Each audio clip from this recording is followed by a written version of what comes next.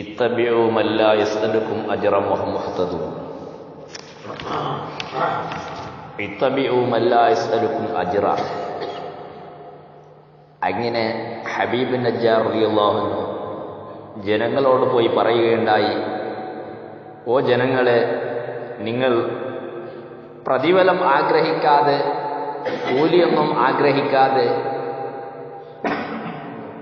ജനങ്ങളെ അള്ളാഹുവിന്റെ ദീനിലേക്ക് ക്ഷണിക്കാൻ വന്ന ആ പ്രവാചകന്മാരെ നിങ്ങൾ അനുസരിക്കുക, അവർ സന്മാർഗത്തിന്റെ വഴിയിലാണെന്ന് പറയുകയുണ്ടായി. നാം മനസ്സിലാക്കണം, ബഹുമാനപ്പെട്ട ഹബീബ് നജ്ജാർ റളിയല്ലാഹു അൻഹു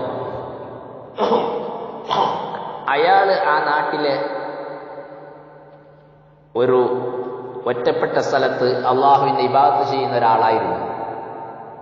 ഇബാദത്ത് ചെയ്തുകൊണ്ടിരിക്കുമ്പോഴാണ് ആ നാട്ടിലേക്ക് നല്ല ആൾക്കാരായ 3 മുർസലീങ്ങൾ വന്ന കഥ പറയുന്നത്. കാരണം അവിടെ നാം മനസ്സിലാക്കണം, അത് ഈസാ നബി അലൈഹി സ്വലാത്തു വസ്സലാമിന്റെ കാലഘട്ടമാണ്. അന്ന് ആ നാട്ടിൽ വേറെ മുസ്ലിമീങ്ങൾ ആരുമില്ല. ഉള്ള ആൾക്കാർ കേവലം എവിടെയെങ്കിലും അവർ ഇബാദത്ത് ചെയ്ത് അള്ളാഹുവിനെ പേടിച്ച് ഒറ്റക്കായി കഴിയും. അന്നത്തെ കാലത്ത് ആ നാട്ടിലൊരു രാജാവുണ്ടായിരുന്നു. അയാൾ കൊടും ക്രൂരനായിരുന്നു. ഇസ്ലാമിന്റെ ആൾക്കാരെന്നറിഞ്ഞാൽ അയാൾ അവരെ കൊന്നും ചുട്ടുകരിച്ചും ശിക്ഷിക്കും. അങ്ങനെയുള്ള ആളായിരുന്നു. നാം ഇപ്പോൾ വിചാരിക്കുന്നു, ഈ കാലഘട്ടത്തിൽ നമ്മുടെ തെറ്റുകാരണം കൊണ്ട് അല്ലാഹു തആല ശിക്ഷയായിട്ട് ചില അക്രമികളെ രാജാക്കന്മാരായും മന്ത്രിമാരായിട്ടും ഇറക്കുമ്പോൾ നാം വിചാരിക്കും ഈ കാലഘട്ടം വളരെ മോശമായി പോയി. സഹോദരന്മാരെ, നാം മനസ്സിലാക്കേണ്ടതുണ്ട്, ഇസ്ലാമിന്റെ ചരിത്രം നാം എടുത്തു നോക്കിയാൽ, മുൻഗാമികളുടെ ചരിത്രം എടുത്തു നോക്കിയാൽ, എല്ലാ നബിമാരുടെ കാലഘട്ടവും ഇങ്ങനെ തന്നെയായിരുന്നു. വളരെ പ്രതിസന്ധികളും പ്രയാസങ്ങളും നിറഞ്ഞ കാലമായിരുന്നു അവരുടേത്. അവര് അസ്ഹാബുൽ കഹ്ഫിന്റെ ഒരു ചരിത്രം ഉണ്ട്. 9ഓളം ഔലിയാക്കന്മാര് ആ നാട്ടിലെ രാജാവിനെ പേടിച്ചവർ ദൂരത്തേക്ക് ഓടിപ്പോകുന്ന ഒരു സംഭവം. ആ സമയത്ത് ഒരു നായ അവർക്ക് കാവൽ നിന്നു, അവരുടെ പിന്നാലെ ഓടി അവർക്ക് പ്രൊട്ടക്ഷൻ കൊടുത്തു.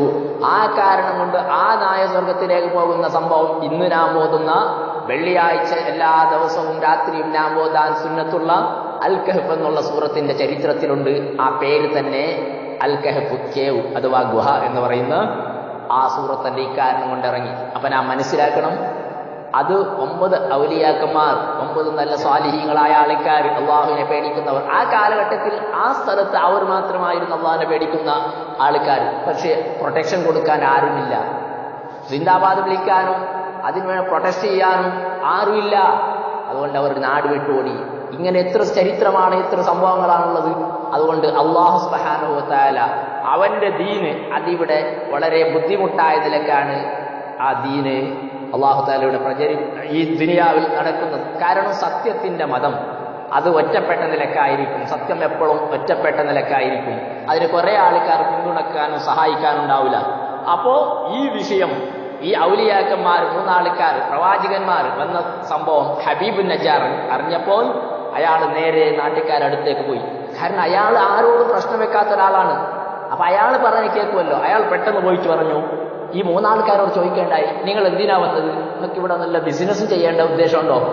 വല്ല കാര്യമുണ്ടോ? അപ്പൊ അവർ, നിങ്ങൾക്ക് ശമ്പളത്തിന് വേണ്ടി അല്ലെങ്കിൽ എന്തെങ്കിലും ഒരു കാര്യത്തിന് വേണ്ടിയാണോ, ദുനിയാവിന്റെ ലാഭത്തിന് വേണ്ടിയാണോ നിങ്ങൾ വന്നത്?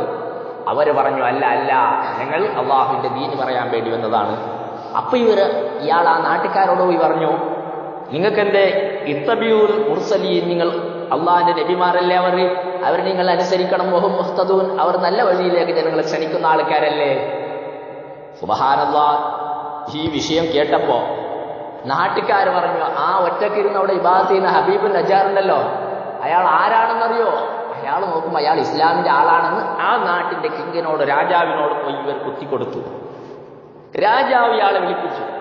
അയാൾ ചോദിച്ചു, വാന്ത മുഖാലിഫുൽ ദീനിന വ മുതാബിഉൻ ദീന ഹൗലാഇ റുസുലി വ മുഅ്മിനുൻ ബി ഇലാഹിഹിം. ഓഹോ, നീ ഇപ്പോ അയാളെ ദീൻ അംഗീകരിക്കുന്നവനും ഞങ്ങൾ ആരാധിക്കുന്ന ദൈവത്തെ ആരാധിക്കാത്തവനും മാത്രമല്ല ഞങ്ങളെ നീ തള്ളിപ്പറയുന്നവനുമാണല്ലേ എന്ന് ചോദിക്കുകയുണ്ടായി. അപ്പൊ അയാൾ പറയുന്നു, അപ്പൊ മഹാൻ പറയുന്നു, യാസീന്റെ ആയത്താണ്. വമാ ലി ലാ അഅ്ബുദുല്ലദീ ഫതറനി, എന്നെ സൃഷ്ടിച്ച് പരിപാലിക്കുന്ന അള്ളാഹുവിനെ ഞാൻ എന്തിന് ആരാധിക്കാതിരിക്കണം? വൈലൈഹി തുർജഊൻ, നിങ്ങളെല്ലാവരെയും തിരിച്ചു മടക്കപ്പെടുന്നത് അള്ളാഹുവിലേക്കല്ലേ? നാളെ മരിച്ചാൽ പുനർജന്മം അള്ളാഹുവിലേക്കല്ലേ? അങ്ങനെയുള്ള അള്ളാഹിനെ ഞാൻ എന്തിന് പേടിക്കാതിരിക്കണമെന്ന്, ആ അള്ളാഹ്ക്ക് ഞാൻ എന്തിനെ ആരാധിക്കാതിരിക്കണമെന്ന് ആ മഹാൻ പറയുകയുണ്ടായി. സഹോദരന്മാരെ, അങ്ങനെ അയാൾ പിന്നെയും പറയുന്നു, ആത്തഖിദു മിൻ ദൂനിഹി ആലിഹ യുരിദിനി റഹ്മാനു ബിദുർരില്ലാ തുഗ്നി അന്നി ശഫാഅത്തുഹും ഷൈഅ വലാ യുൻഖദൂൻ ഇന്നി ഇദൻ ലഫീ ളലാലിൻ മുബീൻ. അല്ലാഹു അല്ലാതെ വേറെ ആരെങ്കിലും ഞാൻ ദൈവമാക്കി ഞാൻ അംഗീകരിക്കണോ? അള്ളാഹു ഉദ്ദേശിച്ചാൽ, അള്ളാഹു എനിക്കൊരു മുസീബത്തോ അല്ലെങ്കിൽ ഒരു പ്രശ്നമോ വരുത്താൻ ഉദ്ദേശിച്ചാൽ ലോകത്ത് ഒരാളെ കൊണ്ടും ആരുടെ ശഫാഅത്തും ആരുടെ സഹായവും ആരുടെ റെക്കമെൻഡേഷനും നടക്കുകയില്ല. അള്ളാഹുവിന്റെ മാത്രമാണ് സഹായം ഇവിടെ ഉണ്ടാവുക. അള്ളാഹു അല്ലാതെ അള്ളാഹു ഉദ്ദേശിച്ച ഒരു മുസീബത്തിനെ തടുക്കാൻ ആർക്കും സാധ്യമല്ല. അതാണ് നാം ഖുനൂത്തിൽ പറയുന്നത്, നീ ഒരു ശർറ് ഞങ്ങൾക്ക് നീ ഒരു കാര്യം വിധിച്ചാൽ അത് തടയുന്നവൻ ആരുമില്ല. അതുകൊണ്ട് അള്ളാഹുവിനെ അല്ലാതെ റിയലിയായി നാം ഒരാളെയും പേടിക്കേണ്ടതില്ല. അള്ളാഹു നമുക്കൊരു ഹൈർ ഉദ്ദേശിച്ചാൽ അത് തടുക്കാൻ ലോകത്തൊരാൾക്കും സാധ്യമല്ല. ഇന്നക പടച്ചവനെ നീ